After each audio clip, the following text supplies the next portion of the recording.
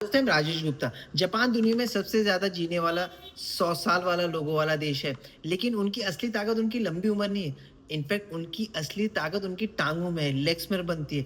Japan के जहाँ के 70 से साल, 80 साल या 90 साल वाले लोग हैं ना, बिना सहारे चल लेते हैं, आराम से सीढ़ी चल लेते हैं, ज़मीन पर बैठते हैं और बिना किसी की मदद के ना वापस खड़े भी हो जाते हैं। अब दूसरी तरफ पूरी दुनिया के जो पिक्चर ही चेंज है। 50 साल की उम्र के बाद वो चल नहीं सकते, उनके प्रॉब्लम होने लगती है, हर जगह बॉडी में पेन होने लगती है। साइंस बताती है कि हर वर्ष में आपके पैरों की जो मसल्स की तो ताकत होती है ना, वो कम होने लगती है और धीरे-धीरे आप चेयर से उठना मुश्किल हो जाता है। बोलते हैं ना, सीढ़ियाँ दुश्मन सी लगने लगती हैं। और सबसे बड़ी बात बताऊँ, एक टाइम ऐसा आता है कि जब इंसान चल तो रहा है, लेकिन आज़ादी खो जाता है। ये डॉक्टर कहते हैं। बुढ़ापा आपके चेहरों की झुर्रियों से नहीं, आपके पैरों की ताकत से पता चलता है। तो सवाल आता है कि आखिर जापान के लोग करते क्या हैं? जो 80 साल, 90 साल में भी वो जो चलते हैं, उनका जो बोलते हैं ना, ये क्या कोई कॉस्टली दवा है या कोई ऐसी डाइट है जो छुपा के रखें? तो आज जानेंगे ये। फिर ऐसी क्या बोलते हैं ना, एक नॉर्मल सी चीज़ है जो आप जानेंगे ना। बहुत बार क्या होता है ना, हम डाइट करते हैं, न्यूट्रिशन लेते हैं, सब कुछ करते हैं, लेकिन एक ऐसा चीज़ जो 3 साधारण चीज़ जो अभ्यास में करते हैं, जो कुछ मिनटों का होता है ना, वो बहुत ज़रूरत है जो जापान लोग करते हैं। अच्छा खाना तो खाते हैं, अच्छा न्यूट्रिशन भी लेते हैं, लेकिन ये 3 चीज़ों आपको करना बहुत ज़रूरी है। लेकिन जो आपकी पैरों की ताकत को, संतुलन को बढ़ाने का काम करता है, एनर्जी को बनाने का काम करता है। तो आज हम जानेंगे अब जापान की सरल अभ्यास के बारे में। शायद आपकी बढ़ती उम्र की एनर्जी लेवल पर वो वापस लेके आ जाए, जो आज कोई भी शायद एक उम्र के बाद 45-50 के बाद आप नहीं कर पाए, लेकिन थोड़ी-थोड़ी शुरुआत करेंगे ना, तो आपकी एक एनर्जी लेवल बूस्ट होने लगे। तो सबसे पहला होता है हील रेज़।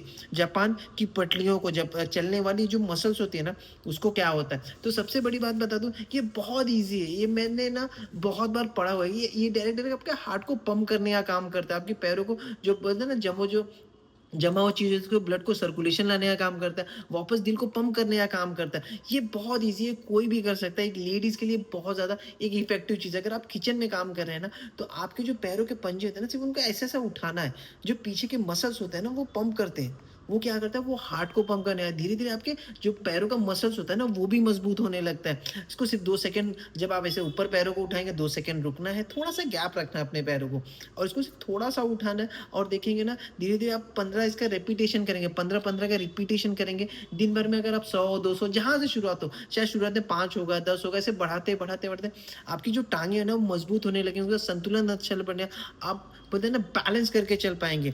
और अभ्यास नंबर तीसरा स्क्वाट, ये भी बहुत अच्छा है, डीप स्क्वाट। अगर आप 25 साल के लड़कों से पूछोगे ना, वो भी कैसे नीचे बैठने में बड़ा संकोचाते हैं, उनसे होता नहीं बैठना। आजकल देखेंगे बच्चे लोगों को पैरों में उतनी मजबूती नहीं है, लेकिन जापान के 70 से 80 साल लोग हैं ना, सिंपल से कर लेते हैं, क्योंकि उनके लिए ना डीप स्क्वाट वर्कआउट बल्कि जीवन नहीं है, तरीका है। उनके लिए ज़मीन पर ऐसे बैठते हैं जैसे रोज़ाना उनका काम होता है, जैसे कि बैठते हैं।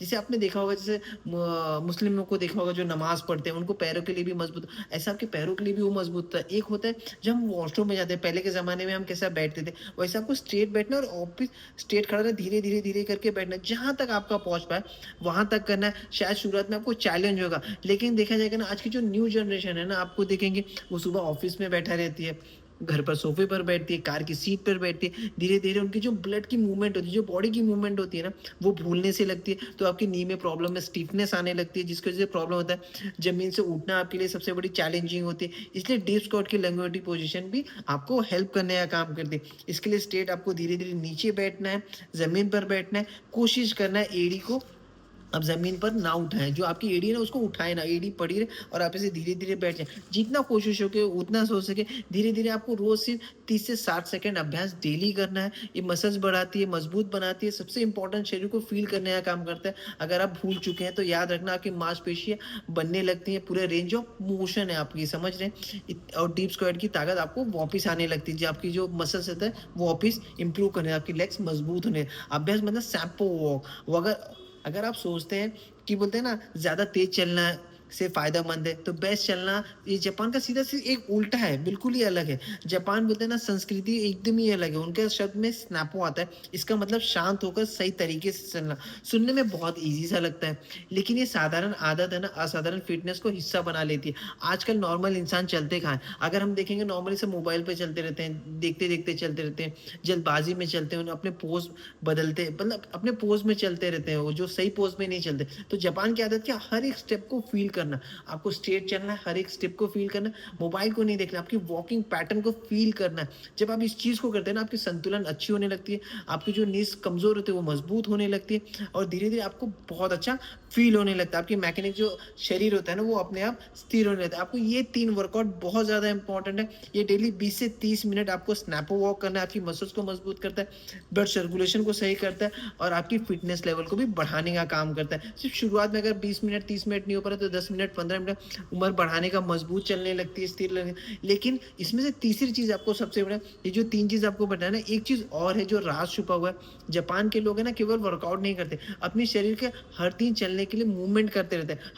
हम उठने का मन नहीं करता तो नहीं चलते, मगर वो हर दिन अपनी वर्कआउट को बना के रखते हैं। जैसे कि अगर आपको लिफ्ट चलना है, तो आप लिफ्ट पकड़ते हैं, लिफ्ट नहीं पकड़ते, वो सीढ़ी पकड़ते हैं, ज़मीन पर बैठते हैं, खाना खाते हैं, छोटी-छोटी दूर-दूर कोई वॉक करते हैं, जो फ़ील करते रहते हैं, हिलने-डुलने का अपना मौका नहीं छोड़ते। तो आपको ये ख़्याल करना है, शायद इसीलिए जापान के लोग बूढ़े नहीं होते। तो याद रखना, आपकी असली उम्र कैलेंडर में नहीं है, आपके पैरों में है। तो आपको ये ख़्याल करना, आपके पैर मज़बूत रहेंगे तो आप जीवन में बड़ा कर पाएँगे, बहुत अच्छा कर पाएँगे। अगर बिना दर्द के चलना चाहते हैं तो आपको ये 3 वर्कआउट करना पड़ेगा। न्यूट्रिशन आप ले रहे हैं वो बहुत अच्छा करें, बट एक ये 3 वर्कआउट आपको डेली करना है। अगर लेडीज़ है चाहे तो घर पे कर सकती है, अगर नहीं किया तो आपकी लाइफ़ इन फ्यूचर पैरों में प्रॉब्लम हो सकती है।